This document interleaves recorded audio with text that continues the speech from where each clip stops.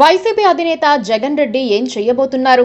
AP అసెంబ్లీకి వస్తారా రారా? ప్రధాన ప్రతిపక్ష హోదా ఇవ్వకపోతే అసెంబ్లీకి రాబోనంటూ చేసిన ప్రతిజ్ఞను కంటిన్యూ చేస్తారా?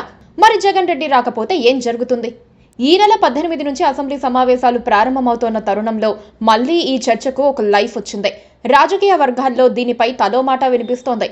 వైసీపీని, జగన్ రెడ్డిని కార్నర్ చేసేందుకు టీడీపీ వాళ్ళు దమ్ముంటే అసెంబ్లీకి రావాలంటూ సవాలు విసురుతున్నారు. కూటమి అధికారంలోకి వచ్చిన తర్వాత ఇవి 4వ సమావేశాలు. అయితే ఈ సమావేశాలకు మాజీ సీఎం జగన్మోహన్ రెడ్డి హాజరవుతారని ప్రచారం నడిచింది. మారిన పరిస్థితుల నేపథ్యంలో ఆయన సమావేశాలకు హాజరైతే మంచిదని వైసీపీ సీనియర్లు సలహా ఇచ్చినట్లు ప్రచారం జరిగింది. మరోవైపు వైఎస్ఆర్ కాంగ్రెస్ పార్టీ ఎమ్మెల్యేలు సైతం ఆయనపై ఒత్తిడి చేస్తున్నట్లు టాక్ నడిచింది.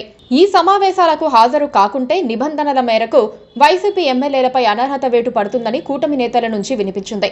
త్వరలో పులివెందులకు ఉప ఎన్నిక రాబోతోందని, జగన్ శాసనసభ సమావేశాలకు హాజరు కాకుంటే జరిగేది అదేనని ఏపీ డిప్యూటీ స్పీకర్ రఘురామకృష్ణంరాజు స్పష్టం చేశారు. ఆయనకు మాజీ మంత్రి అంబటి రాంబాబు కౌంటర్ ఇస్తున్నారు. అదే నిజమైతే అప్పట్లో చంద్రబాబుపై ఎందుకు చర్యలు తీసుకోలేదని ఆయన ప్రశ్నిస్తున్నారు. కాకపోతే ఆ రోజుల్లో వైసీపీని అధికారంలో ఉంది. గడిచిన ఎన్నికల్లో వైఎస్ఆర్ కాంగ్రెస్ పార్టీ దారుణంగా ఓడిపోయింది. కేవలం 11 సీట్లకు మాత్రమే పరిమితమైంది. అందుకే నిబంధనల మేరకు వైఎస్ఆర్ కాంగ్రెస్ పార్టీకి ప్రతిపక్ష హోదా దక్కలేదు. జగన్మోహన్ రెడ్డికి ప్రతిపక్ష నేత హోదా కూడా ఇవ్వలేదు. అయితే ప్రతిపక్ష హోదా ఇవ్వకపోతే తాను అసెంబ్లీకి రానని తెగేసి చెప్పారు జగన్మోహన్ రెడ్డి. అన్నట్టుగానే గత 3 సమావేశాలకు ఆయన హాజరు కాలేదు. ఈసారి కూడా ఆయన అసెంబ్లీకి వచ్చేలా లేరు. జగన్ సహా ఎమ్మెల్యేలెవ్వరూ అసెంబ్లీలో అడుగు పెట్టడానికి ఇష్టపడుతున్నట్టుగా లేరు. దీంతో వీరందరిపై నిబంధనల ప్రకారం అనర్హత వేటు పడుతుందా, ఏం జరుగుతుంది అనే చర్చ నడుస్తోంది. అయితే ఒకవేళ ఉప ఎన్నిక వస్తే వైఎస్ఆర్ కాంగ్రెస్ పార్టీ ఎదుర్కోగలదా అంటే సరైన సమాధానం రావటం లేదు. వరుసగా 60 రోజుల పాటు సభకు హాజరు కాకపోతే అనర్హత వేటు పడుతుంది.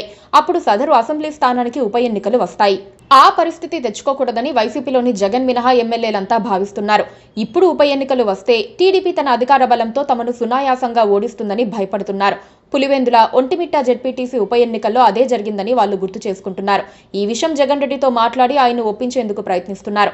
ఈ క్రమంలో 2 పనులు చేయాలని వాళ్ళు అంచనా వేసుకుంటున్నారు. జగన్ మినహా మిగతా 10 మంది ఎమ్మెల్యేలు అసెంబ్లీకి రెగ్యులర్ గా హాజరు కావాలి. టీడీపీ, జనసేన, బీజేపీ చేసే ఆరోపణలకు గట్టిగా సమాధానం చెప్పాలి. అదే టైంలో జగన్ రెడ్డి మాత్రం ఒకసారి అసెంబ్లీకి వచ్చి సంతకం పెట్టి కాసేపు కూర్చొని అటెండెన్స్ నమోదైన తర్వాత వెళ్లిపోవాలి. అప్పుడు స్పీకర్ కూడా ఆయన్ను ఏమీ చేయలేరు. ఇది వారి ఆలోచన. అందుకు జగన్ రెడ్డి ఒప్పుకుంటే పని ప్రశాంతంగా జరిగిపోతుంది. లేని పక్షంలో ఏం చేయాలో జగనే దిశానిర్దేశం చేయాలని వాళ్ళంటున్నారు. ప్రభుత్వానికి సహకరించడం ప్రతిపక్షం విధి. 2019లో టీడీపీ 23 స్థానాలకే పరిమితమైంది. అప్పుడు చంద్రబాబు, ఆయన ఎమ్మెల్యేలు వైసీపీ ప్రభుత్వానికి పూర్తి స్థాయిలో సహకరించారు. ఇప్పుడు కూడా స్పీకర్ అదే స్థాయిలో సహకారాన్ని ఎదురు చూస్తున్నారు. ఏమైనా ఉంటే సభలో మాట్లాడుకుందామని జగన్ రెడ్డి కూడా హాజరు కావాలని అయ్యన్న పాత్రుడు కోరుతున్నారు. Please subscribe to KTV Telugu. KTV Telugu. KTV Telugu. KTV Telugu channel.